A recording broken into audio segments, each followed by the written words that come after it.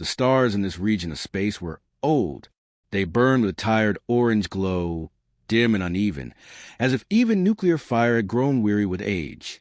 This was the far edge of charted territory, a place the Viore collective rarely bothered to observe. Nothing of value existed here.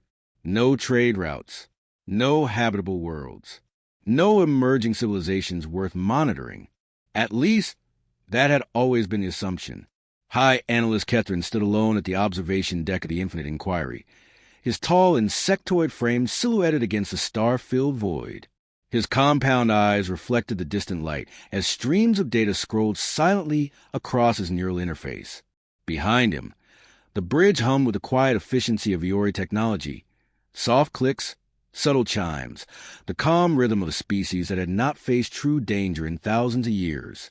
For over 40,000 cycles, the Viore collective had cataloged the galaxy. They had documented thousands of species, studied countless technologies, and classified every known form of spacefaring design. Nothing surprised them anymore. The universe was vast, yes, but it was also predictable. Until now. High Analyst. A voice chirped softly behind him. Kethrin turned his triangular head towards Senior Researcher Yelleth. Her antennae twitched, an involuntary signal of uncertainty that immediately caught his attention. "We've detected an object," she said carefully, "drifting without propulsion, approximately 2 light minutes ahead of our current position." Kethrin folded his upper limbs behind his back. "Debris?" "No," Yelleth replied. "It's intact." That alone was unusual. Objects left adrift in this region rarely remain whole for long. Radiation, micrometeor impacts, gravitational shear. Something always tore them apart. "Show me," Kethrin said. The main display activated, and the bridge fell into an unnatural silence. The vessel that appeared on the screen did not resemble anything in the Viore databases. It was angular, brutal, all sharp edges and flat surfaces, devoid of elegance or symmetry. No flowing curves. No aesthetic consideration. It looked less like a spacecraft and more like a weapon given shape. Kethrin felt something unfamiliar tighten in his chest. "What species?" he asked. Yelleth hesitated. "None that we can identify." That was impossible. The Viore databases contained ship designs from every known starfaring civilization. Even extinct species left traces. For something this large to exist outside their records defied statistical probability. Kethrin leaned closer to the display. The ship was massive, nearly 300 meters long. Thick hull plating covered its surface, scarred by deep impact craters and scorched blackened streaks that told the story of prolonged violence. Entire sections appeared torn open, exposing internal layers beneath. Yet the vessel had not broken apart. It should have. What caused the damage? Kethrin asked quietly. "Multiple weapon signatures," Yelleth replied. "Energy burns, kinetic impacts, plasma scoring. Whatever engaged this vessel did so extensively." A junior analyst spoke up, unable to mask his disbelief. "High Analyst, structural integrity readings are still within operational parameters." Kethrin slowly straightened. A Viore vessel with that level of damage would have shattered long ago. "Enhance markings," he ordered. The image sharpened. Along one flank of the ship, partially obscured by battle damage, strange symbols became visible. The translation matrix struggled for several seconds before resolving the secondary script beneath them. Yelleth read it aloud. "USS Perseverance. Earth Naval Command." The bridge went silent. Earth. The name was familiar, but insignificant. Humans. A minor species from a distant spiral arm. Late to faster-than-light travel. Emotionally driven. Fragmented politically. Dangerous in theory. Irrelevant in practice. That had been the classification. Kethrin stared at the drifting warship and felt a chill crawl through his shell. "Confirmed no life signs," he said. "Confirmed," Yelleth replied. "No active biosignatures. However, residual internal power remains. This ship is not entirely dead." "Interesting. Has any other collective vessel detected it?" Kethrin asked. "Negative. We appear to be alone in this sector." Kethrin made his decision instantly. "Bring us alongside," he said. Prepare full analysis. We will board the vessel. Yelitha's antenna flattened. Hi, analyst.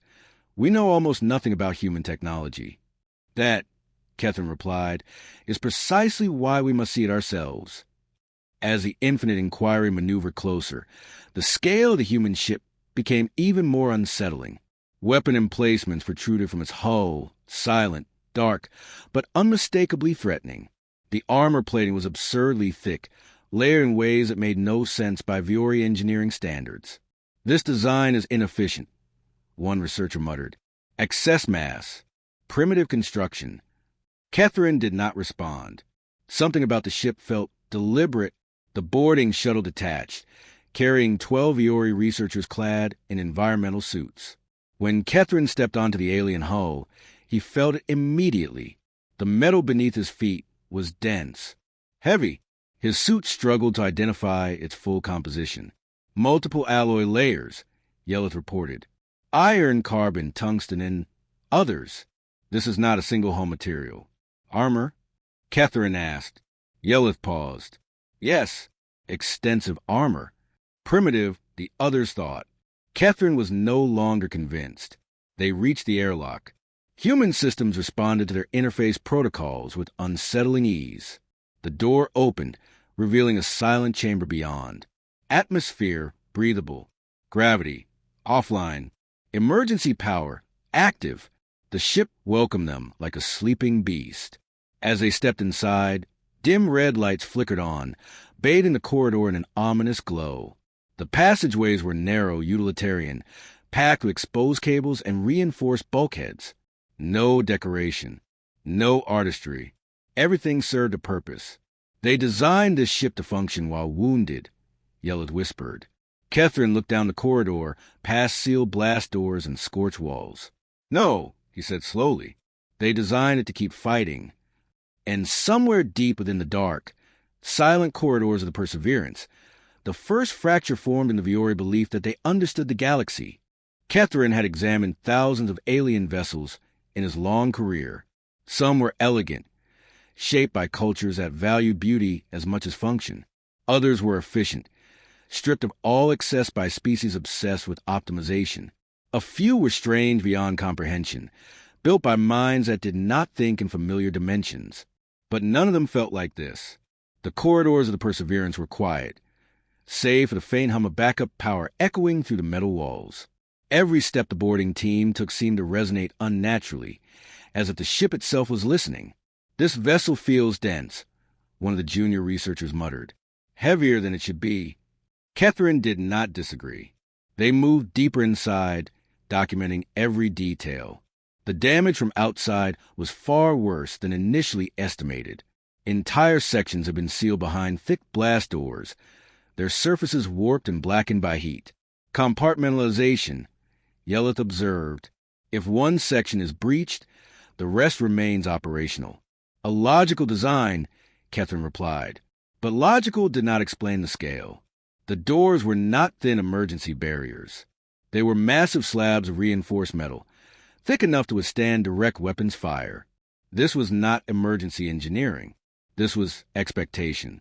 They reached an internal access junction where the hull damage had peeled back multiple layers of the ship's exterior. Yelith paused, raising her scanner. Hi, analyst, she said slowly. You need to see this. A holographic cross-section formed in the air, mapping the ship's hull structure. It was not a single layer. It was 5. The outermost layer was scarred and partially burned away, yet beneath it sat another intact surface.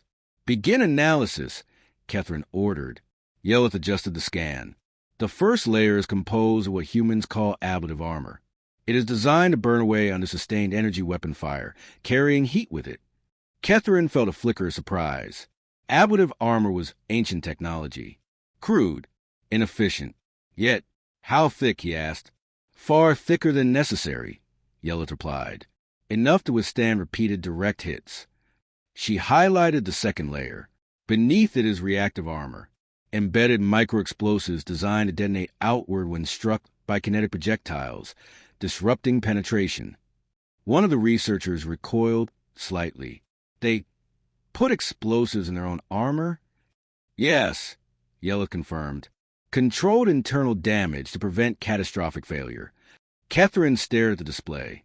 Viori's ships relied on energy shields, clean, elegant, invisible. Physical armor had been abandoned millennia ago. It was considered obsolete. And yet, this human ship wore it like a second skeleton. There's more, Yella continued. The third layer appeared, a dense honeycomb structure of interlocking cells.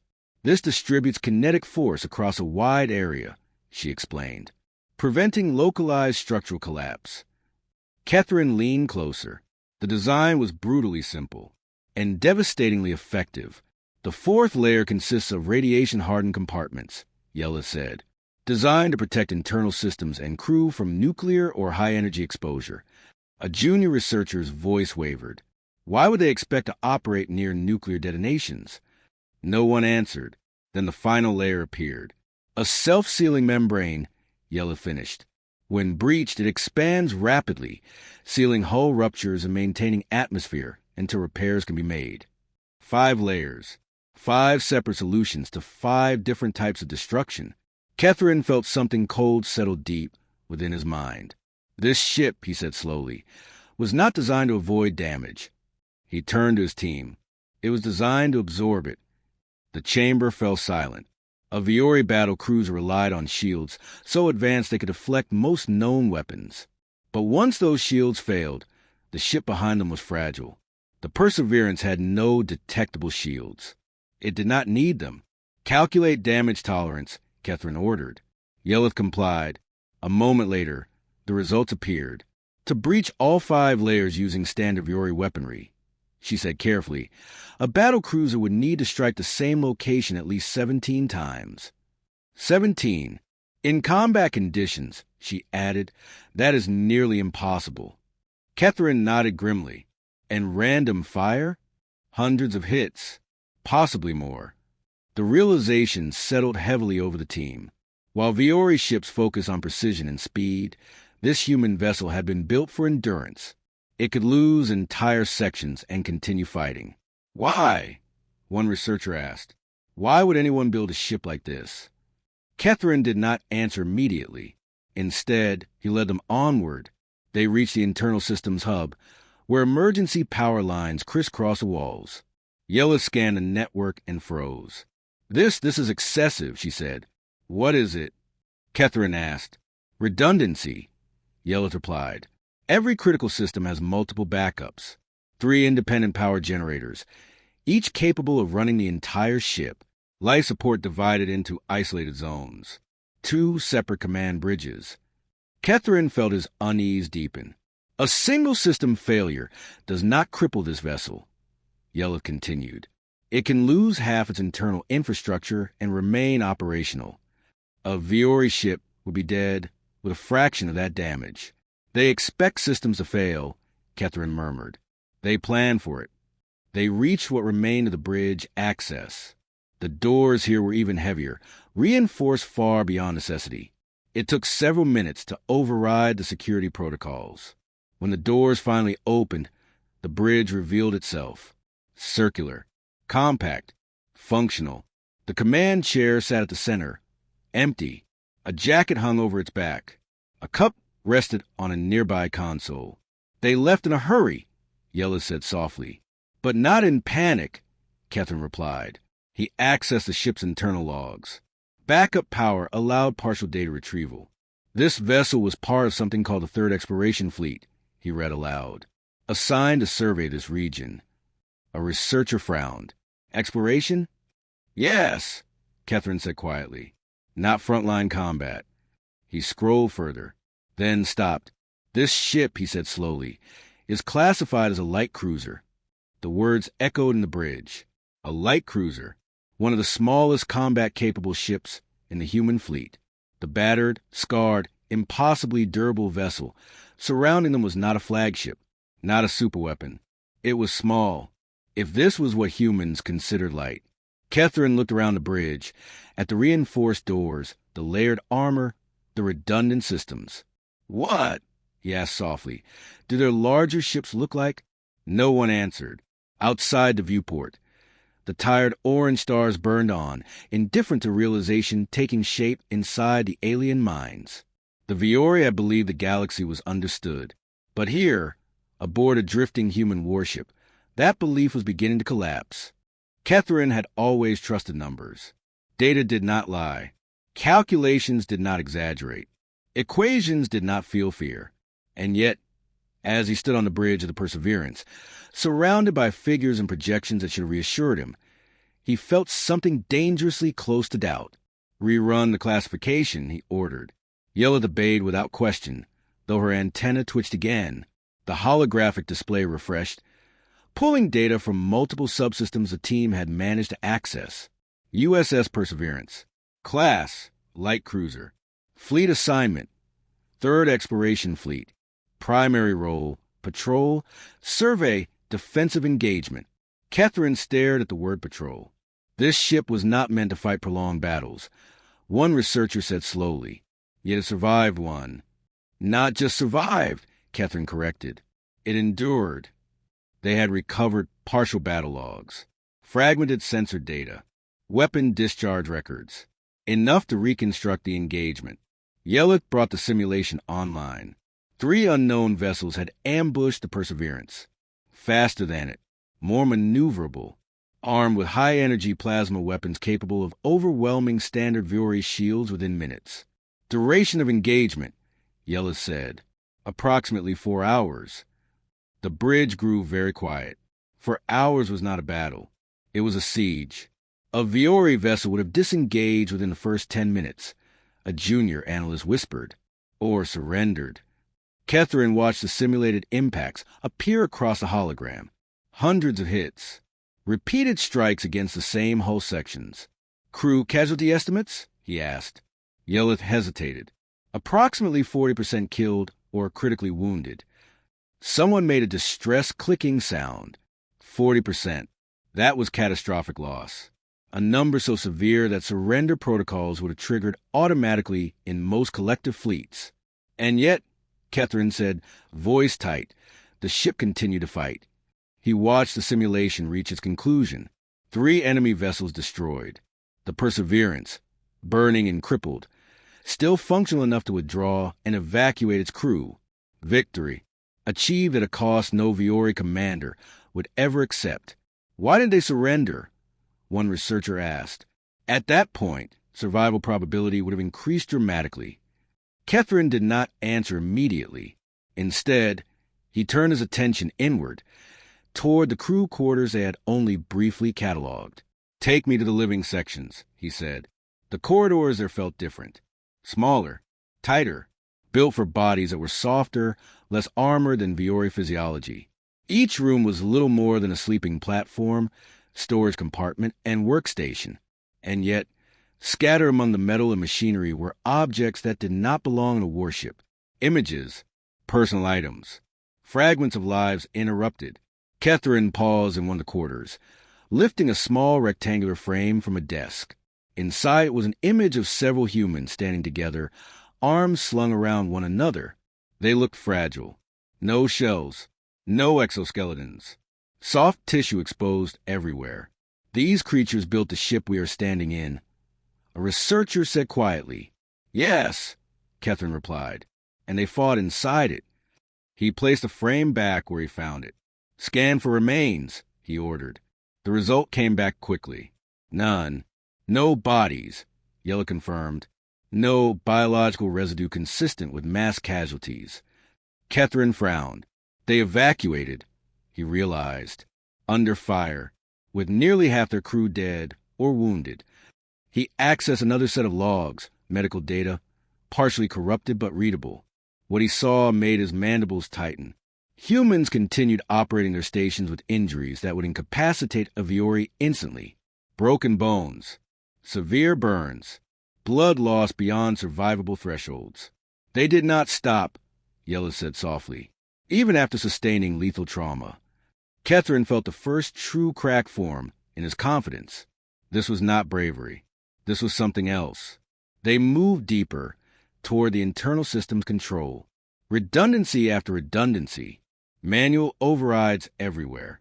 Instructions etched directly into bulkheads for emergency operation under catastrophic failure. They assume automation will fail, Catherine observed. They expect to operate manually. And under fire, Yelleth added, they reached the secondary bridge. Smaller, hardened, buried deeper inside the ship. This is a fallback command center, Yelleth said. If the primary bridge is destroyed. Catherine stared at the reinforced walls. How many times, he wondered aloud, have they needed this? He accessed personnel records. The ship's captain, Sarah Chun, service record, extensive, commendations for valor, multiple combat deployments. She was not inexperienced, Catherine said. She expected battle. He opened the captain's personal log. The tone was not what he expected. It was calm, measured, human. Captain Chin wrote about her crew, their habits, their humor, shared meals, birthdays celebrated between patrols.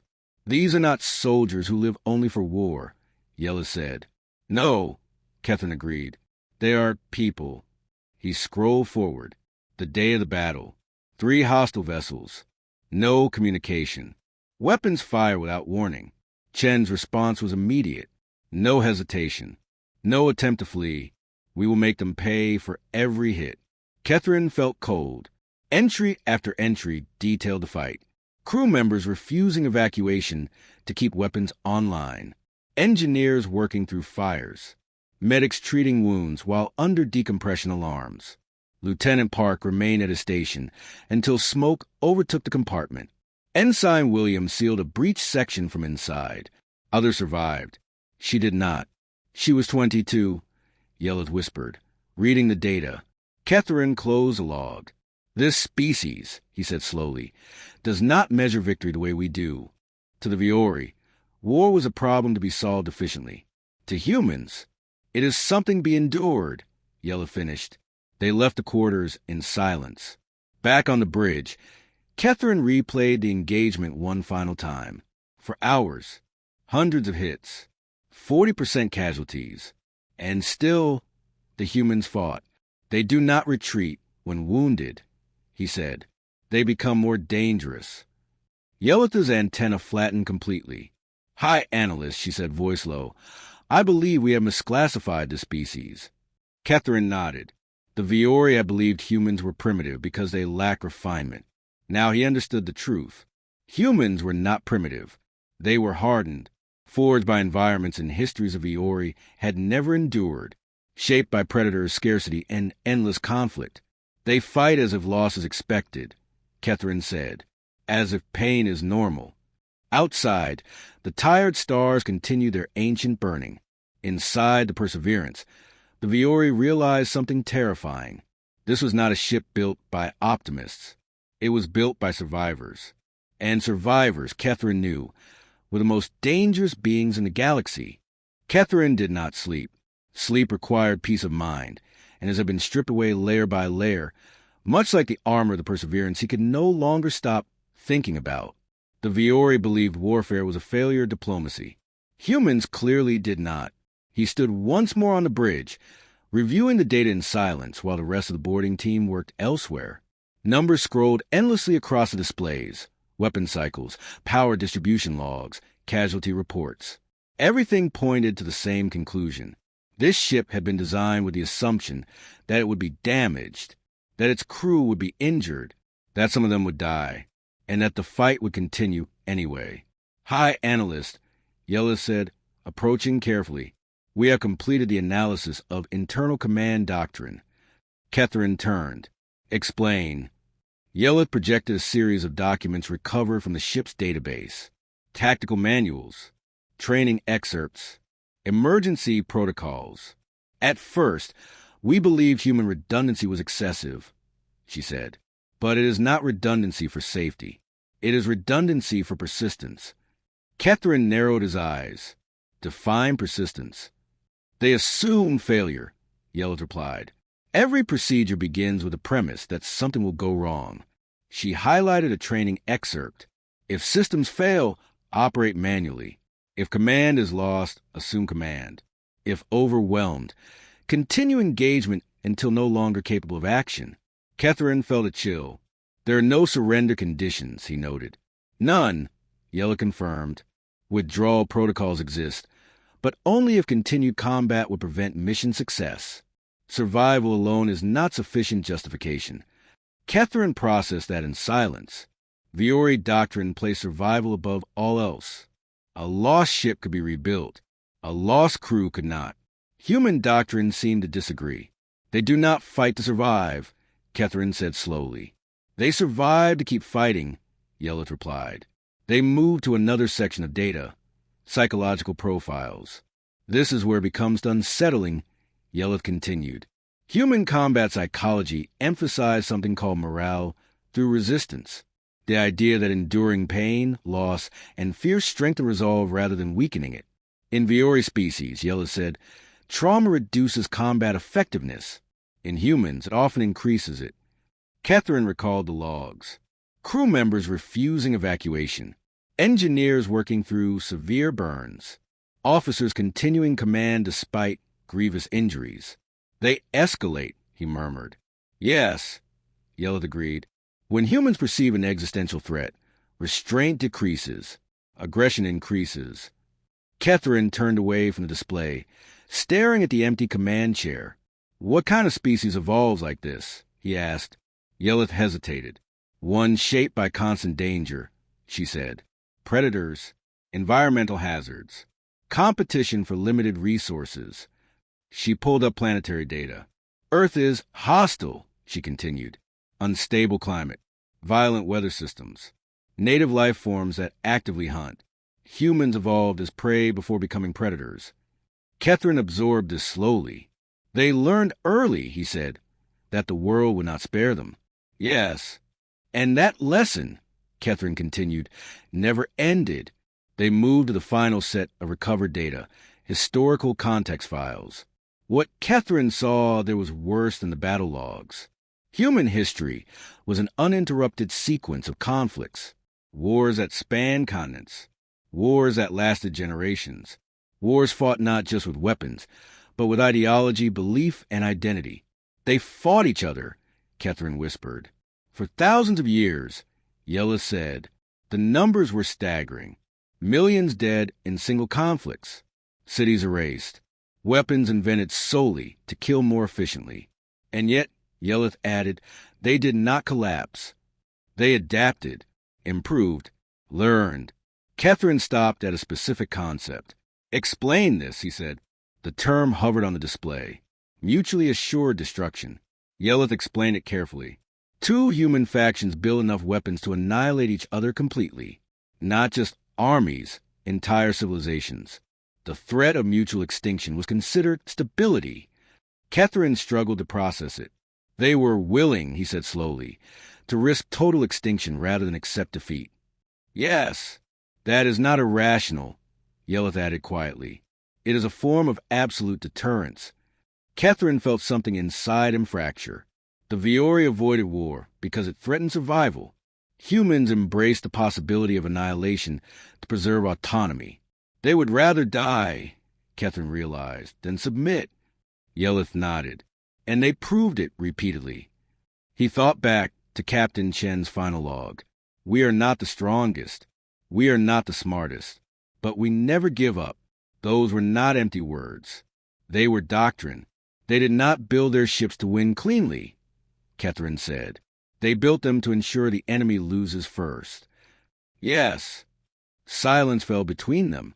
Outside the viewport, the ancient stars burn on, indifferent as ever. Catherine finally spoke. We believed advanced species outgrow violence, he said. But humans did not outgrow it. They refined it, Yelleth replied. Catherine turned back to the command chair. The jacket still hung there. The cup still sat untouched. Signs of a crew that expected to return. They don't fear war, he said softly. They accept it. And that, Yelleth said, makes them unpredictable. No, Catherine corrected. It makes them inevitable. He understood now why the armor was so thick, why the systems were redundant, why the casualties did not break them. Humanity had never evolved to avoid loss. They evolved to endure it, and endurance multiplied across a civilization, became something far more dangerous than intelligence or technology. It became inevitability. Ketharin straightened. "We must inform the collective," he said. Yelitha's antenna trembled. "They will not want to hear this." "They must," Ketharin replied, "because if they misunderstand humans even once—" He did not finish the sentence. He did not need to. Somewhere beyond the tired orange stars, on a small blue world, humans were building more ships, and they were built the same way this one was. Not to avoid being hit, but to keep fighting when everything else failed. The weapons bay of the Perseverance lay deep within the ship. Too deep. Ketharin noticed it immediately. The corridor leading toward it was longer than necessary, wrapped in additional layers of armor and segmented by blast doors so thick they could have stopped a small asteroid. "This section is more protected than the bridge," Yelith observed. Ketharin nodded.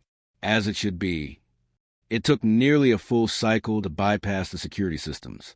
Human locks were mechanical, electronic, and procedural all at once. Layered safeguards that assumed sabotage, capture, and internal failure. Humans, it seemed, trusted nothing completely. When the final doors opened, the Viore team stepped inside, and silence fell. The chamber was enormous, stretching across multiple decks. Racks lined the walls from floor to ceiling, each one holding weapons that made Viore armaments feel ceremonial by comparison. "This," one researcher whispered, "this is not a patrol vessel." Ketharin did not respond. He was staring at the rails. 6 massive magnetic launchers ran the length of the bay, their barrels extending toward armored ports in the hull. The metal surfaces were polished smooth, maintained with obsessive care. "Kinetic accelerators," Yelith said, scanning rapidly. "Magnetic rail systems." Ketharin's mandibles tightened. Kinetic weapons were crude, inefficient, discarded by most advanced species in favor of energy-based systems. But the data scrolling across Yelitha's display told a different story. "Projectile mass," she continued, "approximately 50 kilograms per round. Material, tungsten alloy. Velocity," Ketharin asked. Yelith hesitated. 3% of light speed." The chamber seemed to tilt. Ketharin ran the calculation instantly. A single projectile carried kinetic energy equivalent to a small nuclear detonation. "And the rate of fire?" he asked. "1 round every 4 seconds. Per launcher, 6 launchers. 90 planet-cracking projectiles per minute." Ketharin felt cold. "These are not weapons meant to disable," he said quietly. "No," Yelith agreed. "They're meant to erase." They moved along the bay to the missile racks. Hundreds of them. Each missile was nearly 3 meters long, marked with colored bands. "Classification?" Ketharin asked. Yelith pulled the data. "Blue bands, high-explosive warheads. Approximately 200 kilograms of chemical explosive each." "How many?" 400. The number struck harder than the mass. "These alone could devastate an entire fleet," one researcher said. "And they are the weakest weapons here," Yelith replied. She gestured to the next rack. "Yellow bands, cluster munitions. Each missile releases dozens of submunitions designed to saturate defensive systems." Ketharin imagined the scenario. Point defenses overwhelmed. Shields failing. Hulls punctured again and again. Then Yelith stopped at the third rack. Her voice dropped. "Red bands. Breacher missiles." She highlighted the design. "These penetrate armor before detonating. They explode inside the target vessel." Inside, Ketharin pictured the interior of a Viore ship. Soft structures, exposed crew. "Casualties would be total," he said. "Yes." They moved on. Yelith hesitated before speaking again. "Black bands," she said. "Nuclear warheads." The chamber went utterly silent. "Nuclear?" Ketharin repeated. "Yes." Yield ranges from 50 kilotons to 2 megatons. Ketharin closed his eyes briefly. Nuclear weapons were ancient technology. The Viore had developed them long ago and banned them just as quickly. Their destructive potential was deemed incompatible with civilization. The humans carried them as standard equipment. "How many?" he asked. 48. 48 planet killing. Devices aboard a light cruiser. And these? Catherine asked, pointing toward the heavily reinforced chamber at the bay's center. Yelleth swallowed. Extreme hazard containment. The security protocols that were unlike anything they had seen, redundant locks, isolated power systems, failed deadly mechanisms. It took hours to gain access. When the doors finally opened, Catherine felt something close to dread. Inside floated a containment vessel held in place by magnetic fields. This, Yelleth said softly, is antimatter. The word echoed in the chamber. Quantity? Catherine asked. Approximately 200 grams. It sounded insignificant. It was not. Catherine knew the numbers. 200 grams of antimatter, released uncontrollably, would yield an explosion equivalent to 8 megatons. This is not a power source, he said. No, Yelleth replied. Weapons use only. Catherine stared at the loading mechanisms attached to the containment unit. They built antimatter bombs, he said. Yes, and they mounted them on a patrol vessel. The implications were staggering. Targeting priorities? Catherine asked. Yelleth's antenna trembled. Fleet concentrations, orbital defenses, space stations. She paused. And planetary surfaces. Catherine felt the floor fall away beneath him. They built weapons to destroy worlds, he said, and entrusted their use, Yelleth added, to individual commanders. Catherine turned slowly. What? The captain of this ship had full authority to deploy any weapon aboard, Yelleth explained, including antimatter. No external authorization required. A single human, one individual, with the power to erase a civilization.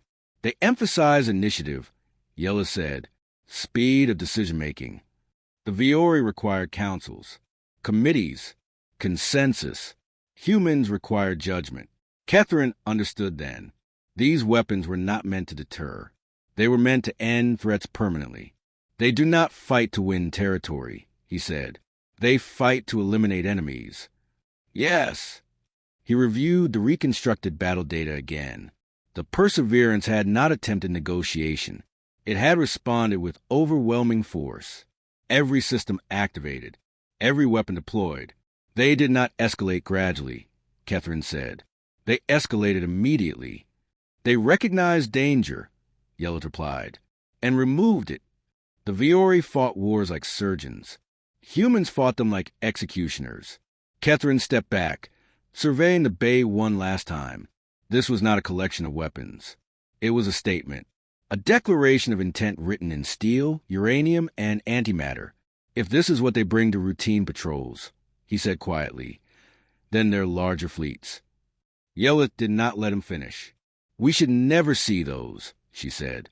Catherine agreed, because if the humans ever decided the Viore were enemies, he looked at the antimatter containment once more. There would be no second chances. Catherine had believed that weapons defined a species. He was wrong. Weapons were symptoms. The cause lay deeper, much deeper. He stood within the analysis chamber of the Infinite Inquiry, no longer aboard the Perseverance itself, yet unable to escape its presence. Data streamed across layered holograms. Human history files extracted from the warship's archives. What began as a technical review had become something else entirely. A confession. Begin chronological analysis. Catherine ordered quietly. Yelleth complied. The first records were ancient by human standards, fragmented, crude, incomplete. Stone tools, fire, early agriculture, primitive conflicts over land and water. These are not unusual, one researcher said. Many species experience early territorial violence. Catherine said nothing. He watched as the data advanced.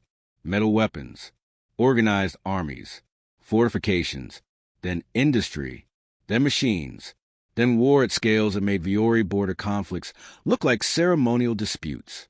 This conflict, Yelleth said, highlighting a section, spanned their entire planet. Catherine read the casualty figures. Tens of millions dead. Entire cities erased. These humans called it a world war, Yelleth continued. They fought not just enemies, but ideologies, beliefs. Catherine leaned forward. Continue. The wars did not stop. They escalated. Each generation learned from the last how to kill faster, farther, more completely. Gunpowder gave way to explosives. Explosives gave way to mechanized slaughter. Then came the moment that made Kethrin's breath slow. Nuclear weapons, Yella said. He already knew the term. They developed weapons capable of destroying cities in a single strike, she continued. And they used them, not tested, not threatened, deployed. And when they saw what those weapons did, Kethrin said slowly, "Did they abandon them?" Yellith shook her head. "They built more." Kethrin closed his eyes briefly. The data advanced again. Cold War, arms races, stockpiles large enough to sterilize their planet several times over. They lived, Yellith said, for decades under constant threat of extinction. How did they survive? One researcher asked. How did their civilization not collapse under that fear? Kethrin opened his eyes. Because fear did not paralyze them, he said. It focused them. Yellith highlighted the concept again. Mutually assured destruction. They accepted, she explained, that any war could end everything. And instead of disarming, they normalized it. The Viori had always avoided existential risk. Humans embraced it. They learned to function, Kethrin said, with annihilation as a background condition. Yes. The records continued. Proxy wars, civil wars, insurgencies, terror campaigns. Even during periods they called peace, violence never truly disappeared. They never stopped fighting, Kethrin realized. Not really, Yellith agreed. They simply changed scale. The data shifted again, this time toward biology and evolution. Human physiology is extreme, Yellith said. Kethrin watched as anatomical overlays appeared. Dense musculature, redundant organ function, pain suppression mechanisms triggered by stress. They can remain operational, Yellith continued, despite injuries that would incapacitate or kill most species. Kethrin recalled the logs from the Perseverance. Crew members burning, bleeding, breaking, and still fighting. They evolved on a world full of predators, he said. Yes, and they were not the strongest or the fastest. So they adapted. They endured. The evolutionary models were clear. Humans survived not by avoiding danger, but by persisting through it. Those who could not died. Natural selection had been merciless. What you are seeing, Yellith said softly, is a species optimized for recovery. Kethrin stared at the projections. They fall, he said, and then they get back up. Yes. The data shifted to modern human military doctrine, decentralized command, individual initiative, autonomy under fire. They trained their commanders, Yellith explained, to make catastrophic decisions alone. Kethrin thought of the antimatter authorization. One human, one decision, one dead world. They trust individuals, he said, because they expect leaders to be lost. Yes, human doctrine did not assume perfect conditions. It assumed chaos, loss, failure, and plan for what came after. They do not seek perfect victory, Kethrin realized. They seek unacceptable loss for the enemy. Yellith nodded. That was the difference. Viori warfare aimed to resolve conflict. Human warfare aimed to ensure the opponent could never threaten them again. The historical records reached their present. Human expansion into space. Colonization. Exploration fleets. The Perseverance was not unique. It was typical. They brought their wars with them, Kethrin said quietly. Yes, not out of malice. No, Yellith agreed. Out of habit. Kethrin leaned back. He finally understood. The humans were not monsters.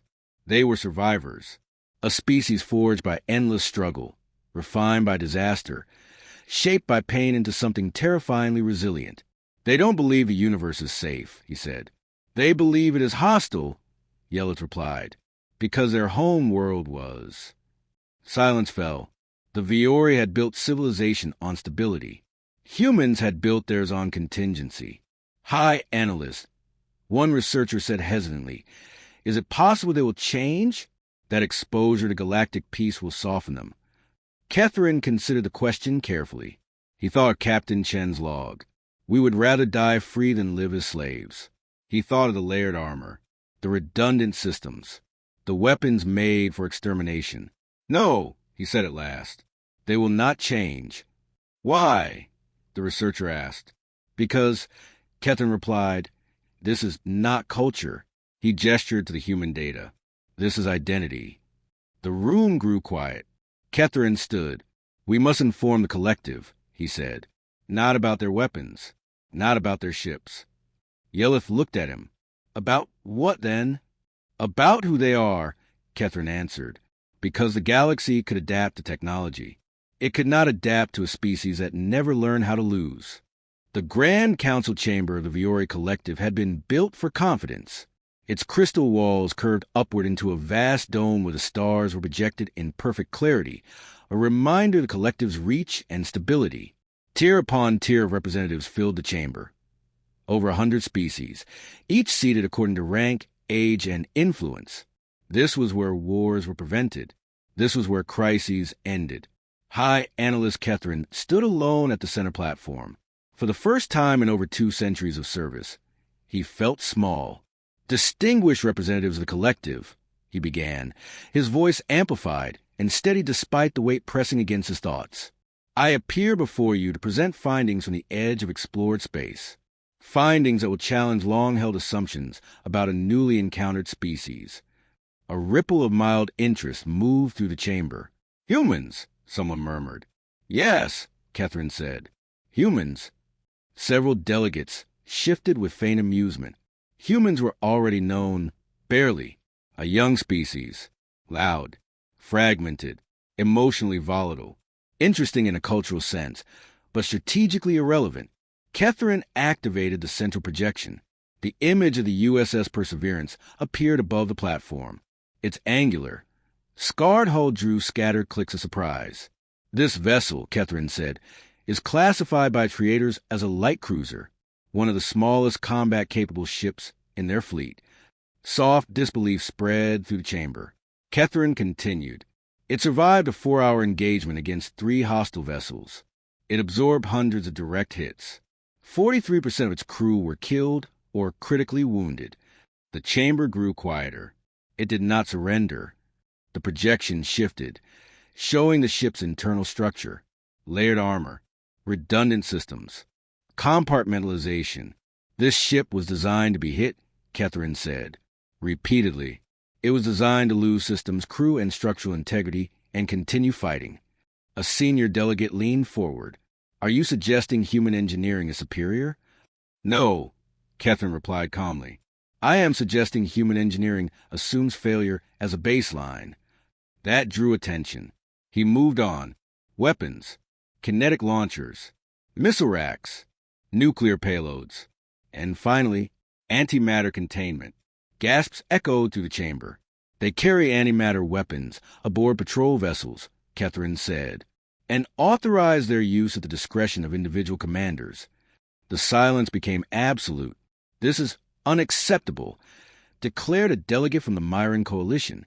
Such weapons violate every principle of civilized warfare. Kethren nodded. The humans do not share our principles. He changed the projection again. Human history unfolded above them. Wars without interruption. Civilizations rising and falling under the weight of conflict. Casualty figures that made delegates recoil. They have been fighting, Kethren said, since before they learned to write.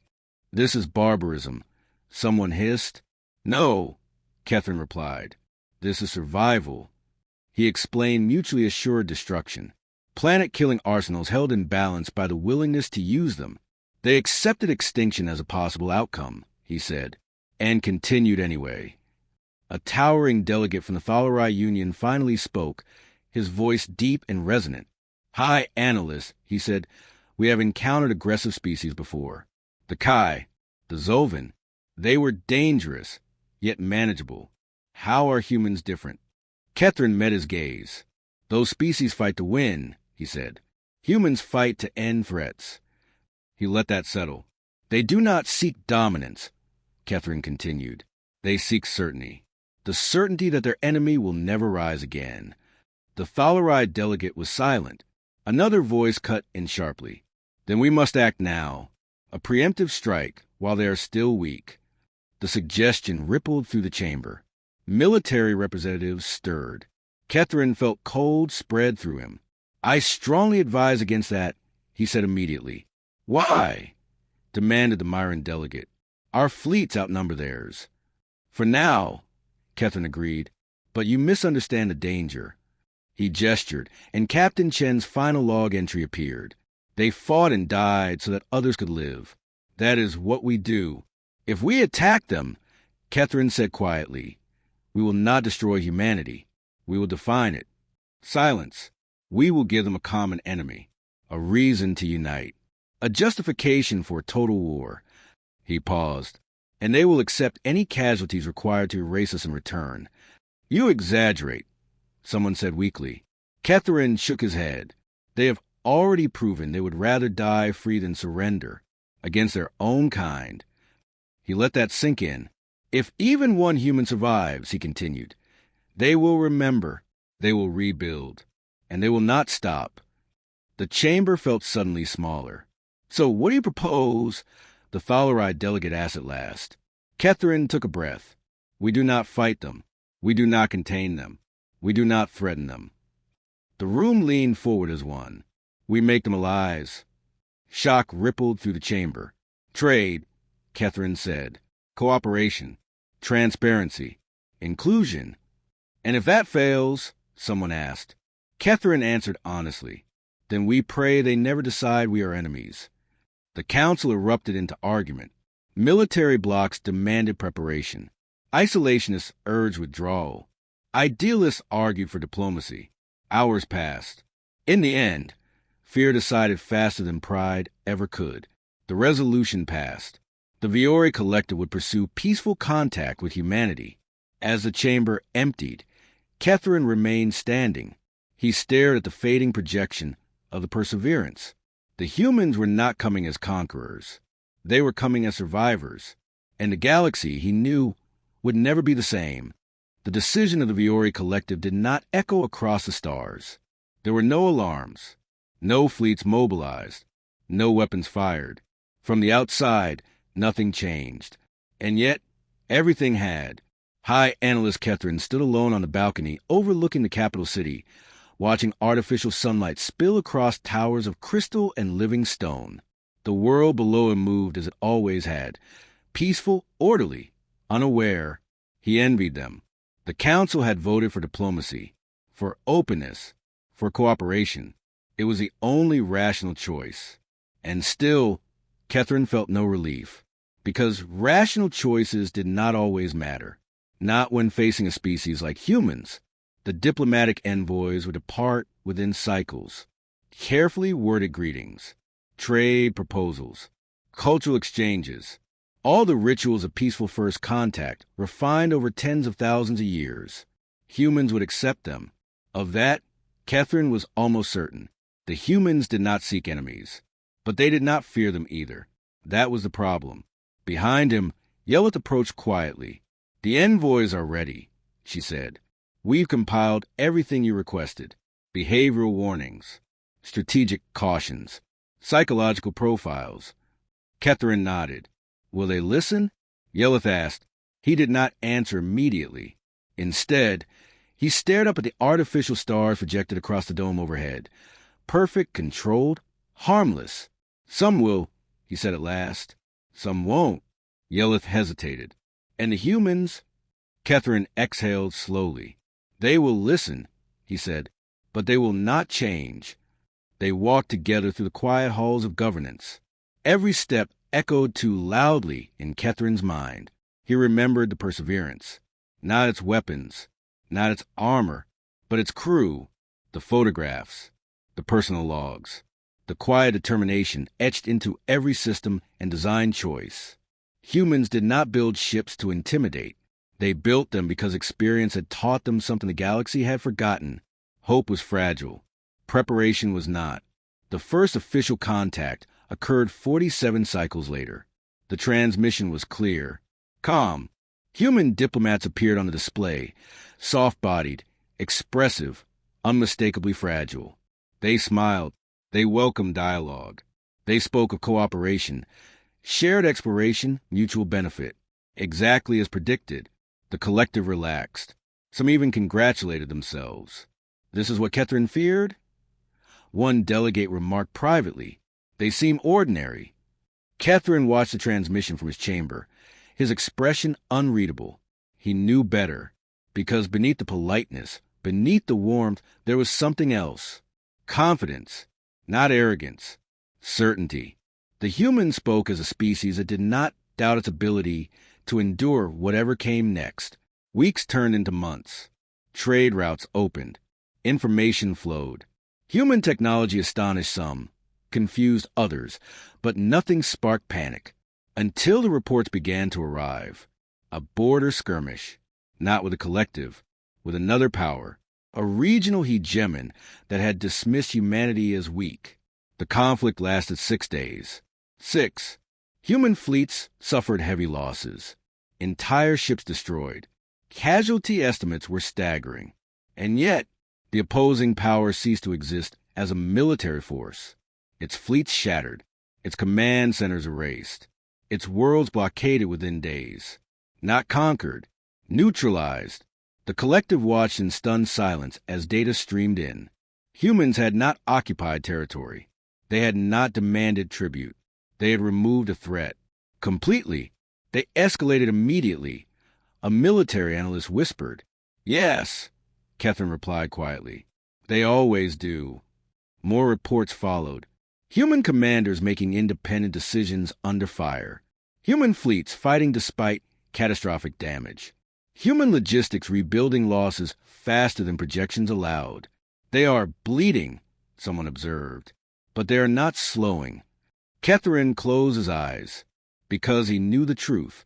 Humans did not measure cost the same way. Loss did not deter them. It refined them. The collective's leaders met in emergency session. Fear crept into voices once calm. How do we stop them if relations sour? How do we defend against that level of resolve? How do we deter a species that does not fear annihilation? No one had answers. Catherine stood when finally called upon. You do not stop them, he said simply. The chamber stilled. You do not deter them with threats, he continued. They lived under threats of extinction for centuries. What do we do then? Demanded a delegate. Catherine met their eyes. You ensure, he said, that they never decide you are a problem. Silence followed, because now everyone understood. Humans were not terrifying because they were violent. The galaxy had known violence before. They were terrifying because they were consistent, because when humans fought, they committed fully, because retreat was not a moral good to them, because survival without freedom was not survival at all. Catherine returned again to the balcony after the session ended. The city below remained peaceful. Children laughed. Markets thrived. Life went on. And far beyond the stars, humans continued to build. More ships, more defenses, more contingencies. Not because they wanted war, but because history had taught them that wanting peace was never enough. Yelith joined him one final time. Do you regret your recommendation? She asked. Catherine considered the question carefully. No, he said. Do you fear them? He was quiet for a long moment. Yes, he admitted, but not because they are monsters. He looked up at the artificial sky. I fear them because they are people, he said. People who learned, over and over, that mercy without strength invites extinction. Yelith's antenna trembled. Will the galaxy survive them? She asked. Catherine gave a small, tired motion of his mandibles, something almost like a smile. That depends, he said, on whether we remember what they are capable of and never give them a reason to prove it again. Far away, on a small blue world orbiting an ordinary yellow star, a human child looked up at the night sky. They did not see enemies. They did not see allies. They saw possibility. And somewhere in the vastness between stars, the galaxy held its breath, because humanity was no longer coming. Humanity had arrived.